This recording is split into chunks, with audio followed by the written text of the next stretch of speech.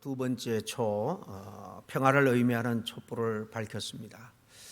여러분의 가정에 또 여러분의 삶에 여러분의 무엇보다도 심령에 하나님이 주시는 평강의 은혜가 늘 함께하기를 간절히 축복합니다.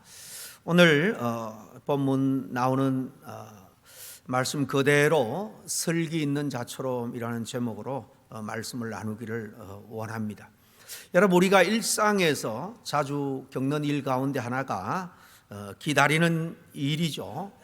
자녀들을 양육하는데도 인내를 통한 오랜 기다림이 필요합니다. 어떤 비즈니스를 일구는데도 기다림이 필요하고요. 그런가 하면 누군가로부터 중요한 연락을 기다릴 때도 있고 약속을 기다릴 때가 있는데, 우리가 기다림에 있어서 참으로 힘든 것은 언제 올지 모르는 기다림일 거예요. 언제 그것이 성취될지 모르기 때문에 기다림이라는 것은 늘 힘듭니다. 한 번쯤 그런 경험이 있는 분들이 있을 줄 압니다. 비행기를 타기 위해서 공항에서 대기를 하고 있는데 이제 시간이 가까워서 이 마이크로 곧 탑승합니다라는 안내가 나왔습니다.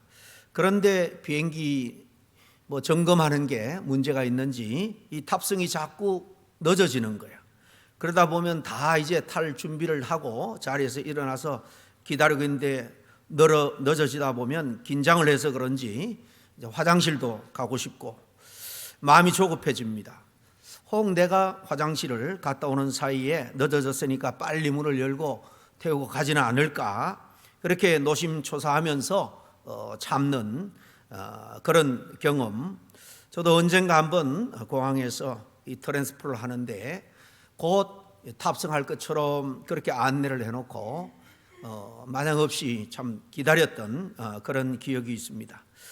오늘 우리가 함께 읽을 이 본문 말씀 마태복음 25장의 열처녀 비유는 우리가 사실 익히 잘 아는 말씀입니다. 신랑이 오긴 오는데 언제 올지도 모르는 그런 상황 가운데 10명이 기다리고 있는데 5명은 사실 낭패를 보았다라는 이야기입니다. 모두 등불을 들고 기다리지만은 어떤 들러리는 충분히 여분의 등기름을 준비했고 또 다른 5 들러리는 여분의 기름을 준비를 하지 못했습니다. 그런데 신랑이 예상보다 더디 올 때에 그 차이가 크게 나는 그런 순간이 찾아온다는 것입니다. 결국 문을 열고 잔치상에 자리에 들어간 그런 사람들이 있는가 하면 문 밖에서 그 오랫동안 기다렸지만은 잔치자리에 들어가지 못하는 그런 사람, 이렇게 양분되는 그런 순간이 찾아오는 것입니다. 예수님은 이 비유를 통해서 우리에게 무슨 겁을 주기 위해서 하신 말씀이 아닙니다. 우리가 주님을 기다리는 동안 어떻게 사는 것이, 어떻게 준비하는 것이 지혜로운가라는 사실을 사실 우리에게 따뜻하게 가르쳐 주기 위해서 이런 비유를 들어 말씀하고 있는 거예요. 이제 오늘 말씀 속으로 들어가서 우리가 무엇을 준비하고 어떻게 기다리는 것이 여기 나오는 지혜롭고 슬기로운 자처럼 준비할 수 있을까 같이 상고하기를 원합니다. 여기 10명의 들러리 처녀들이 등장을 하죠. 5명은 슬기로운 자다 이렇게 표현을 하고 또 나머지 5명의 처녀에게는 미련한 자다 이렇게 표현을 합니다. 여러분, 그 이유가 뭘까요? 여기에 대해서 바로 말씀을 나누기 전에 당시 유대인들의 결혼 풍습에 대해서 좀 이해가 있어야지 오늘 본문의 비유를 더 잘 이해하게 될 줄로 믿습니다. 유대인의 결혼의 문화라는 것은 우리가 생각하는 우리 문화와는 사실 많은 차이점이 있습니다. 주님 당시에 이스라엘 백성들의 결혼 정년기는 10대 후반이었다고 해요. 16세에서부터 20세면 거의 가정을 꾸렸다고 합니다. 신부는 보통 친구들 중에서 적게는 한 5명, 많게는 한 12명까지 그렇게 덜러리를 세워서 아주 동네 사람들에게 자기 자신들을 이 결혼식을 축복받기 위해서 화려하게 예식을 드리는 것입니다. 평상시 같으면 결혼식은 보통 낮에 합니다. 그러나 어떤 사정이 있을 때는 밤에 하는 경우도 종종 있었다고 합니다. 왜냐하면 더운 지역이기 때문에 더운 여름에는 무더워서 여름에 이렇게 예식을 치르기가 불편했고 사람들이 낮 시간보다는 밤에 여유가 더 많았기 때문일 겁니다. 고대 사회에서는 주로 농경사회니까요. 낮에는 일을 해야 되기 때문에 이렇게 잔치 같은 큰 모임은 해가 진 뒤에 하는 것이 참 흔했습니다. 그래서 오늘 이 비유에도 보면 결혼 행렬이 자연스럽게 저녁을 넘어서 한밤중에 이루어진 것을 볼 수가 있습니다. 그들의 결혼식은 가정 중심적으로 이루어졌습니다. 요즘처럼 남자 여자가 만나서 우리 결혼하자 이렇게 해서 결혼이 성사되는 게 아니고 양가 집안이 서로 이 결혼을 성사시키기 위해서 의논을 하는 것입니다. 신랑은 이 신랑 측은 신부 측에 결혼 지참금을 원하는 대로 지불을 해야지 그 신부를 자기 집으로 데려올 수 있는데요.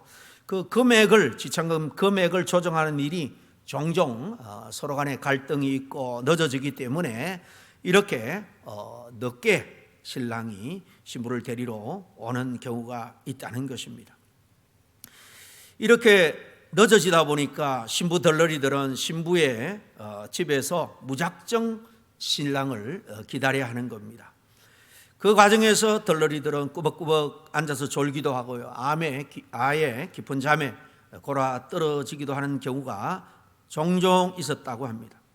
바로 이때 갑자기 신랑이 왔다, 맞으러 나와라 라는 소리가 들리면 이 덜러리들은 얼굴을 다 고치고 다듬어서 등불을 챙겨서 신랑을 맞이하고 그리고 그 신부와 함께 이제 신랑 집으로 혼례 예식을 정식으로 치르기 위해서 가는 거예요. 쭉 그 등불을 밝히면서 덜러리들이 그 행렬에 동참하는 것입니다.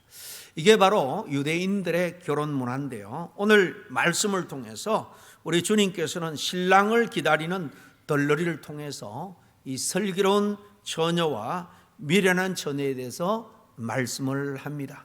미련한 사람이 되지 말고 슬기로운 자가 되라라는 교훈이죠. 당신은 보통 등불을 밝히기 위해서 이 감람류, 이 올리브 기름이죠. 이것을 사용을 했는데 이 슬기로운 처녀는 등에 불을 밝히는 그 기름 외에도 따로 기름병을 준비를 했습니다. 그런데 미련한 처녀는 그냥 등만 가지고 기다리다가 등 안에 있는 기름이 다 타자 그리고 따로 여분의 올리브 기름을 준비하지 못하자 이 잔치집에 온전히 들어가서 함께 기쁨을 누리지 못하게 되었다라는 것입니다. 신랑이 반드시 오는데 왜 기름을 준비하지 못했을까요? 신랑이 온다는 것을 믿지 않았기 때문이었을까요? 신랑이 밤이 아니라 그 지참금 이야기가 제대로 안 풀리는 것 같으니까 아마 다음날 해가 떠서 그제서야 올 것이다 그런 생각을 했을 수도 있고요. 어쨌든 이들은 너무나도 안일하게 생각을 하고 안일하게 준비했기 때문에 이 신랑을 맞지를 못한 겁니다. 그러나 신랑은 그들의 예상과는 전혀 다르게 한밤중에 왔다는 것입니다. 그들로서는 전혀 예상치 못한 시간에 온 겁니다. 주님이 다시 오시마 약속한 그 시간도 오늘 말씀처럼 아무도 모르고 우리가 특별히 안일에 빠졌을 때 예상치 못할 때 올 가능성이 높다라는 것을 암시해 주고 있습니다. 마침 신랑이 왔는데 신랑을 영접할 준비를 하지 못했다면 혼인잔치에 참여할 수 없는 거예요. 우리 주님께서 우리를 위해서 십자가에 달려 돌아가시고 부활성천하신 다음에 내가 반드시 오겠다 그리고 세상을 새롭게 하겠다 만물을 새롭게 하겠다라고 말씀하셨는데 이 주님 맞을 준비를 하지 못하면 다시 말씀드려서 우리의 마음 우리의 정성 뜻을 다 합하여 주님이 원하는 그런 믿음의 삶을 준비하지 못하면 천국에 들어갈 수 없다는 것입니다. 물론 성경에 보면 주님께서 세상 만물을 새롭게 하기 위해서 다시 오신다, 주님이 오시는 그런 내용으로 묘사할 때도 있지만은 또 우리가 주님의 나라에 간다라는 표현으로 묘사할 때도 많이 있습니다. 어느 입장에서 어느 관점에서 이야기하느냐 차이지 결국 우리는 다 주님 앞에 서게 되는 거예요.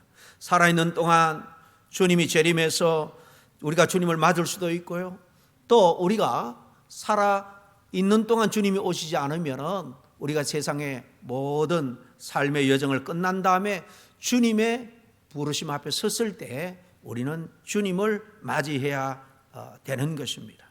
어쨌든 우리가 주님 앞에 가든 주님이 다시 오든 우리는 신랑 되신 주님을 다시 만나야 되고, 그래서 혼인잔치에 참여하게 되는 영광을 누려야 된다라고 성경은 우리에게 이 모양 저 모양으로 설명하고 강조를 하고 있습니다.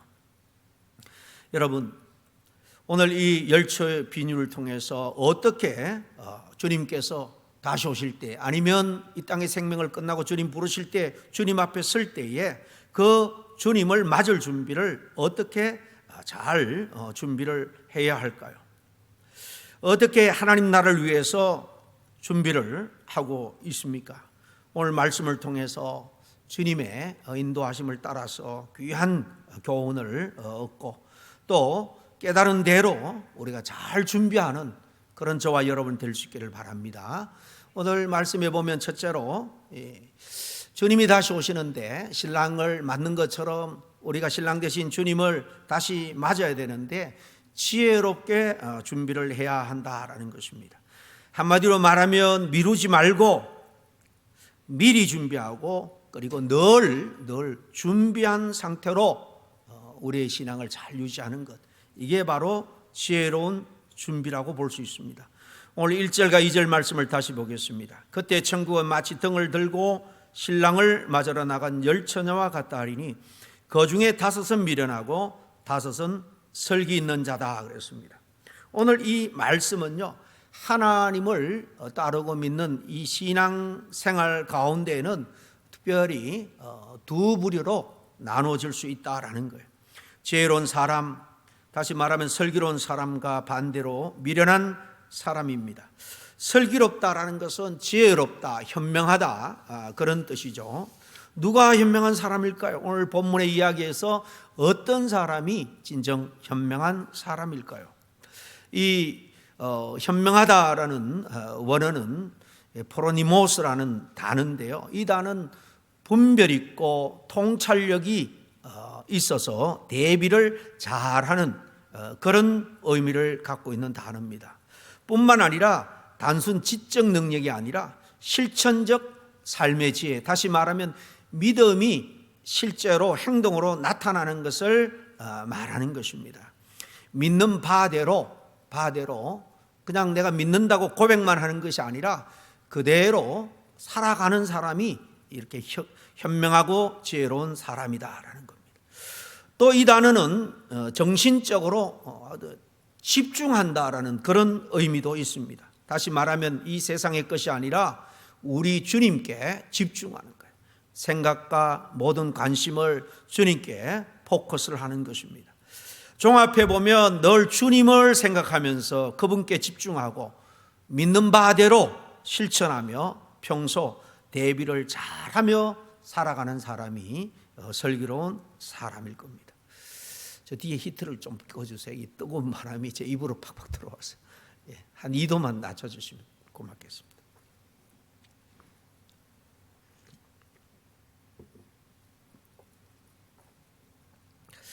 반대로 미련하다라는 것은 어리석다, 둔하다라는 의미인데요, 영적으로 해석을 하면 주님을 항상 생각하지 않는 사람이죠.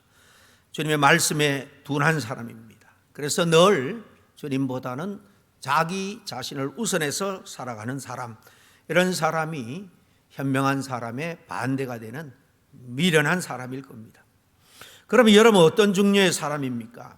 일종의 우한데요, 제가 읽은 이야기 보니까 참 재밌는 이야기가 있더라고요. 어리석은 바보를 데리고 살아가는 한 부자가 있었습니다. 집에 그냥 허드는 일도 하고 하는데 바보지만 착했어요. 그래서 관심과 사랑을 많이 베풀어 주면서 자기 아끼는 지팡이를 하나 그에게 주면서 언젠가는 자기가 먼저 떠나게 될 테인데 이걸 잘 가지고 있어라. 그러면서 하는 말이 너보다도 더 바보스러운 사람이 만날 때는 이 지팡이를 넘겨주라라고 말했습니다. 아마 그 후손들이 아버지가 물려준 이 지팡이를 가진 사람에게 특별히 선대하라라고 유언을 했는지도 모르겠습니다. 그리고 몇 년이 지났습니다. 부자가 연세가 많이 들어서 먼저 병도 들고 죽게 되었습니다. 이 바보가 은혜를 생각하면서 직접 찾아가서 문안을 했습니다. 이 병든 부자는 바보에게 말합니다. 나는 곧 자네를 떠나야 하네. 이렇게 말하자 바보가 대답합니다. 그러면 주인님은 어디로 가시는 겁니까? 라고 묻는 거예요. 이 세상이 아니라 나도 알 수 없지만 다른 세상으로 가네. 그러면 주인님은 언제 돌아옵니까? 한 달 후면 돌아옵니까? 1년 후면요? 아니네. 그러니까 그럼 언제쯤 옵니까? 결코 돌아올 수 없다라고 말하니까 결코요 그러면서 놀라서 주인에게 말합니다. 그러면은 그곳으로 가기 위해서 주인님은 뭘 준비했습니까? 이렇게 또 물으니까 아무것도 세상 사느라고 바빠서 준비를 하지 못했네라고 말을 하는 거예요. 아무것도요. 바보는 반복해서 부자에게 묻습니다. 아무것도요. 자, 그럼 이 지팡이를 가져가세요. 비록 저는 바보지만은 이처럼 바보스러운 행동을 보지 못했습니다. 마지막 대목이 아주 재미있습니다. 우하니까요. 과거의 지혜자가 지혜는 물론 이야기겠습니다만은 우리에게 시사하는 바가 참 많은 줄로 압니다. 여러분, 이야기에서 지혜로움과 미련함의 차이는 지능도 아니고요, 신분도 아니고 이 땅에서 얼마나 많이 배웠느냐 하는 것에 있지도 않다는 것입니다. 이 세상에서 얼마나 잘 살았느냐, 얼마나 떵떵거리고 큰소리치며 살았느냐가 아니라 누구나 갈 수밖에 없는 이 생을 넘어가야 되는 내세, 미래에 대해서 어떻게 준비했느냐 하는 것입니다. 죽음 후에 있을 천국을 어떻게 철저하게 준비했느냐 하는 것인데요, 미리 준비를 잘한 사람만이 지혜로운 사람이다. 신랑 되신 주님을 맞을 수 있다. 그래서 천국 잔치에 들어갈 수 있다. 천국에서 영원히 살 수 있다라고 교훈하고 있는 것입니다. 그럼 그 다음 두 번째로, 그러면 어떻게 철저하게 무엇을 준비를 해야 되느냐? 오늘 말씀 표현대로 하면 등불을 계속해서 밝힐 기름을 준비해야 할 것입니다. 오늘 3절과 4절 말씀을 다시 읽겠습니다. 미련한 자들은 등을 가지되 기름을 가지지 아니하고 설기 있는 자들은 그릇에 기름을 담아 등과 함께 가져갔더니 그랬습니다.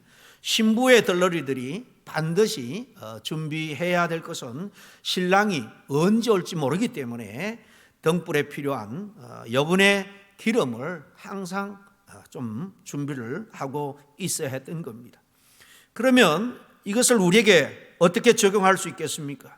지금 우리가 무슨 이런 등불을 밝히는 올리브 기름을 준비하라는 것은 아닐 거예요. 뭘 그럼 준비를 해야 될까요? 바로 믿음입니다. 이 기름은 믿음을 사실 의미하는 것입니다. 믿음을 준비해야지, 믿음이 있어야 신랑 되신 예수님을 맞이할 수 있기 때문인 겁니다. 여러분은 주님을 잘 믿고 있습니까? 어떻게 믿고 있습니까? 여러분, 우리가 주님 앞에 마지막 순간에 서기 위해서는요, 다른 거 세상에서 열심히 살고 어떻게 뭘 성취하고 이루고 또 무슨 일을 헌신적으로 했고, 여러분 그거 보지 않는다고 그러죠. 그거는 나중에 상급으로 평가되겠지만은 어쨌든 하나님 나라에 들어갈 수 있는 조건은 믿음이라는 거예요. 아까도 말씀드린 것처럼 주님이 다시 오실 것입니다. 그러나 우리 모두는 믿음의 순례자가 되어서 주님이 오시기 전에 대부분 주님 앞에 서게 될 것입니다. 그래서 그 이야기를 상징적으로 만든 이야기가 철로 역정이죠. 철로 역정의 마지막 순간에 이 희망이라는 사람과 크리스찬 이 두 사람이 죽음의 강 요단강을 넘어서 이제 저 멀리 시온성을 바라보면서 막 가는데 아주 철옹성 같은 그런 성으로 되어 있는 거예요. 문이 있는 겁니다. 그래서 어떻게 더 가나 하는데 그 문 위에서 소리칩니다. 네가 이 문으로 들어올 수 있는 자격이 뭐냐, 내놓을 게 뭐냐라고 할 때에 자기는 이 평소에 지혜자가 가르쳐준 대로 내가 준비한 것은 바로 우리 주님을 믿는 믿음밖에 없습니다. 그 한마디에 그 큰 문이 열리고 천성으로 들어가게 되는 장면이 나옵니다. 그러나 세상에서 자기 철학을 또 자기의 선행을 의지해 가지고 애쓰고 노력했던 사람은요, 마지막 순간에 그걸로는 하늘 문이 열리지 않는다라고 거절을 당하는 안타까운 장면도 대조적으로 나옵니다. 그렇습니다. 우리가 주님 앞에 서기 위해서 우리가 붙들어야 될 것은 확고한 믿음입니다. 이런 이야기가 있습니다. 먼마다를 항해하던 배가 파손이 됐습니다. 다 죽고 한 사람이 살았는데요, 겨우 어쩌다가 외딴 섬에 도달하게 되었습니다. 그런데 그 섬에는 원주민들이 많이 살고 있었습니다. 사람들이 발견하고는 붙들어서 추장 앞으로 데려갑니다.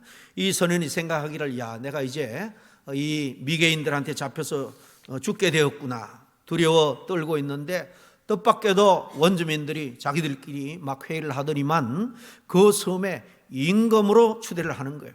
그래서 부족함 없이 정말 하루하루 즐겁고 행복하게 살아가게 되었다는 겁니다. 그런데 참 이상합니다. 왜 저들이 나를 이렇게 선대할 뿐만 아니라 그들의 왕으로 나를 삼았을까 너무 궁금해서 신하를 불러서 물어봤습니다. 신하가 아주 희한한 이야기를 하는 겁니다.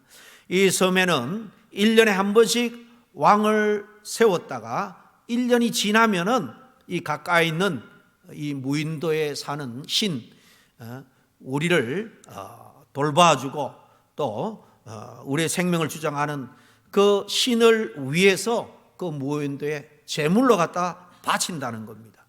얼마나 고민이 많고 두려웠겠습니까? 어떻게 하면 분명히 그 무인도에 무슨 보낸다고 해서 그런 무시무시한 신이 나타나서 자기를 잡아먹지는 않을 걸 알았겠지만은 거기에는 아무것도 없었어요. 혼자 생존하기도 어려운 그런 아주 무인도였습니다. 그러니 고민이 얼마나 컸겠습니까? 밤잠을 설치가면서 고민하다가 내가 어떻게 저기 던져졌을 때 구원을 받을 수 있을까? 갑자기 아주 번쩍하는 지혜가 떠올랐습니다. 신하들을 불러가지고 큰 배를 만들라는 것입니다. 그리고 좋은 곡식들, 과수나무들을 잔뜩 싣고 와서 그 무인도를 개간해서 심으라 라고 명령을 내렸습니다. 정말로 1년이 지난 다음에 그 임금은 무인도로 제물로 바쳐지게 됐습니다. 여러분, 이 선원이 어떻게 됐을까요? 그곳에 살아갈 때 필요한 것들을 미리 잘 준비했음으로 인해서 생존하게 되었고 결국 거기에서 이 구조를 받게 되었다는 겁니다. 여러분, 우리의 인생은 얼마 살지를 못합니다. 참 짧죠. 여기 나오는 이 선언처럼 1년은 아니다 할지라도 언젠가는 조만간 우리는 다 죽음의 길을 가게 되어 있습니다. 그러나 믿음을 준비한 사람들은요, 천국으로 가게 되고 믿음을 준비하지 못한 사람은 지옥으로 가게 된다. 이 단순한 아주 세상 사람들이 볼 때는, 들을 때는 정말로 어린아이 같은 수준의 이야기 같지만은 그러나 성경은 분명히 우리에게 가르치고 있습니다. 이 사실을 우리는 가볍게 여기서는 안 됩니다. 우리가 힘이 떨어지고 스스로 생계를 유지하지 못할 때 그런 노후가 되면 30년 남은 우리 노후를 위해서 뭘 준비합니까?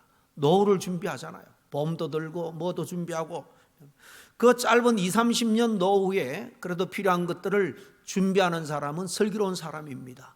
그러나 아무 대책도 없이 모든 생계수단이 다 끊겼을 때 얼마나 큰 낭패겠습니까? 30년을 더 잘 살겠다고 준비를 하는 사람이 영원한 내세에 대해서 우리가 아무런 대책 없이 그렇게 살아간다면 얼마나 정말 미련한 사람, 얼마나 정말 우둔한 그런 삶을 살아가게 되는 것입니다. 그러므로 우리가 지금 기름을 준비해야 될 이유와 목적이 바로 지금 여기에 있는 거예요. 그리고 이 기름이라는 것은 어떻게 생각해 보면 믿음과 더불어서 성령입니다. 성령의 충만함이에요. 우리가 믿음도 잘 준비하고 날마다 성령 충만한 삶을 살아야 된다는 것입니다. 신앙의 내적인 힘, 우리의 믿음이 흔들리지 않고 유혹에 실족하지 않기 위해서는 바로 성령 충만을 받아야지 그 믿음을 우리가 지킬 수가 있는 거예요. 믿음하고 성령 충만함은요, 항상 비례하고 동전의 양면과 같습니다. 여러분, 동전은 한쪽 면만 바라보면 뒷면이 어떤 면인지 대부분 짐작합니다. 비례해서 쿼러는 반대편에 그 해당되는 문양이 있을 것을 안 봐도 압니다. 마찬가지예요. 믿음과 이 성령은 항상 비례합니다. 우리가 5센트짜리 쿼러짜리 믿음을 니켈을 가지고 있다면 반대 면도 사실 짐작할 수 있습니다. 성령 충만하고 믿음은 이렇게 비례한다라는 것입니다. 여러분, 신앙의 등불을 온전히 밝히고 영적 에너지를 계속해서 공급해 주는 것, 바로 우리 안에 내재하신 성령님이에요. 그 성령님을 일깨워서 충만한 상태로 우리가 유지를 하는 것입니다. 성령을 사모하는 것입니다. 성령님은 주님의 마음이고 주님의 의지고 주님의 영입니다. 우리 안에 주님의 뜻, 주님의 마음, 의지가 내 의지, 내 생각, 내 혼을 오히려 지배할 수 있도록 여러분 내 자신을 내려놓고 계속해서 성령님에게 의지해야 되는 거예요. 여러분, 믿음이 있어도 성령 충만하지 못하면 그 믿음은 작은 시련에도 금방 여러분 실족하는 것을 볼 수가 있습니다. 성령 충만의 삶의 보편적인 특징이 뭐냐라고 저에게 묻는다라면 그것은 방언도 아니고 대단한 치유 사역을 일으키는 그런 능력도 아닙니다. 하나님이 보편적으로 믿는 사람에게 가장 정말 모두에게 주고 싶어하는 충만함의 그 모습은 하나님과의 친밀함이에요. 하나님과의 친밀함. 성령은 우리 마음속에 계셔서 주님과의 연결을 끊이지 않게 하는 분입니다. 친밀한 관계 속에서 우리는 자연스럽게 말씀과 기도의 은혜와 능력을 누리며 지혜롭게 분별력을 가지고 살아갈 수 있습니다. 여러분, 매일 아침 짧게라도 주님과 대하듯 기도하면서 하루를 시작해 보시길 바랍니다. 일상을 바쁘게 열심히만 산다고 지혜롭게 사는 게 아니에요. 바빠도 일터에서 순간순간 기도하면서 성령님과 친밀한 교제를 끊이지 않도록 한번 그렇게 해 보시길 바랍니다. 그러면 그 마음, 그 영은요, 놀라울 정도로 평안함과 지혜를 누리게 될 거예요. 그러면 어떤 문제를 만나도 현명하게 대처할 수 있습니다. 성령 충만은요, 이렇게 삶의 모든 순간을 주님과 동행하는 힘으로 바꾸어 주는 거예요. 외적인 것은 변함이 없어도 성령 충만하면 믿음이 단단해져서 어떤 태풍이 불어와도 근심 걱정하고 두려워하지 않게 된다는 것입니다. 여러분, 모두가 마지막 날 신랑이 올 때에 여러분 세상 것이 아니라 우리 주님에 대한 믿음과 성령 충만한 이 등불을 가진 슬기로운 신부가 될 수 있기를 간절히 축원합니다. 오늘 본문에서 우리가 주목할 점은 또 하나 있는데요, 이 기름은 결코 아무리 내가 많이 가지고 있다고 해서 사랑하는 그 누구에게 나눠줄 수가 없다는 겁니다. 오늘 8절과 9절을 다시 보겠습니다. 미련한 자들이 설기 있는 자들에게 이르되 우리 등불이 꺼져가니 너희 기름을 좀 나눠달라 하거늘 설기 있는 자들이 대답하여 이르되 우리와 너희가 쓰기에 다 부족할까 하노라 그랬습니다. 우리와 너희가 쓰기에 다 부족할 것 같다. 여기서 알 수 있는 것처럼 등불을 밝히는 이 기름은요, 철저하게 개인적이에요. 그리고 나눠줄 수가 없다, 그런 의미입니다. 신앙의 준비, 믿음과 성령 충만한 이 신앙 영적인 준비는요, 결코 남에게 의지할 수가 없어요. 부족한 것을 빌리거나 빼앗을 수도 없다는 것입니다. 각자가 자신의 기름을 준비해야 된다라는 사실 경고입니다. 다른 사람의 믿음이나 열심을 빌려서 자신의 신앙을 완수할 수가 없다는 거죠. 심지어 부모님의 믿음, 아내나 남편의, 그리고 친구의 믿음도요, 급하다고 우리가 빌릴 수가 없는 거예요. 차라리 파는 자들에 가서 사라라고 하는데, 이것은 믿음과 성령을 사고 팔 수 있어서 그렇게 하는 말이 아닙니다. 이 말은 등불을 밝히는 기름은 나눌 수가 없다는 사실을 분명히 보여주는 거예요. 등불을 밝히는 기름은 개인이 미리 준비해야 되는 겁니다. 믿음, 성령 충만함, 이 주님을 맞을 준비, 이런 것들은요, 남에게 의존할 수가 없습니다. 나눠 받을 수도 없고 내 사랑하는 사람이라고 나눠줄 수도 없습니다. 이것은 철저하게 개인적인 책임이에요. 자신의 영적 준비는 스스로가 책임져야 한다는 것입니다. 마지막 말씀입니다. 13절은 끝으로 우리에게 이렇게 경고합니다. 그런즉 깨어있으라. 너희는 그날과 그 시를 알지 못하느니라. 늘 정신 차리고 계속 깨어서 주님이 언제 오실는지 지켜보라는 거죠. 여러분, 깨어있다는 것, 이 말은요, 지금 있는 기회를 상실하지 않는 것을 말합니다. 바로 지금이 준비할 수 있는 기회라는 거예요. 만약에 이 기회를 놓치면 성경 말씀대로 이를 갈면서 슬피 울면서 땅을 치고 후회할 때가 있다라는 겁니다. 바로 지금이 준비할 때입니다. 기도할 때입니다. 이 기회를 다 상실하고 저는 주님 앞에서 언제든 설 수밖에 없는데, 어떤 분은 자연의 생명을 다 누리고 그야말로 백수를 하고 설 수도 있지만은, 여러분, 올 때는 순수가 있지만 갈 때는 순수가 없대잖아요.